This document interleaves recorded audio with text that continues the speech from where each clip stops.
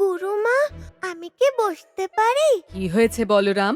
তোমার আসতে আজকে এত দেরি হলো কেন বলো? গুরুমা, জগাকে পিঠে দিয়ে আসতে গিয়ে আজকে দেরি হয়ে গেল। আচ্ছা বসো।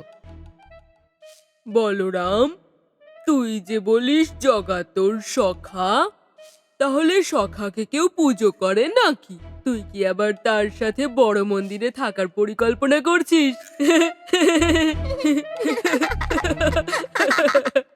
দামু, এভাবে কারুর ভক্তিকে নিয়ে পরিহাস করা ঠিক কথা নয়। এটা একটা বড় পাপ। অতীতে এরকম ভাবে পরিহাস করে অনেক জ্ঞানী বড় বড় দণ্ড ভোগ করেছেন। আপনি এত পূজা অর্চনা কিসের জন্য করছেন? আপনি তো হলেন আমার পিতা শ্রীকৃষ্ণের সব থেকে প্রিয় পত্নী। আপনার আর কিসের প্রয়োজনীয়তা আছে বলুন?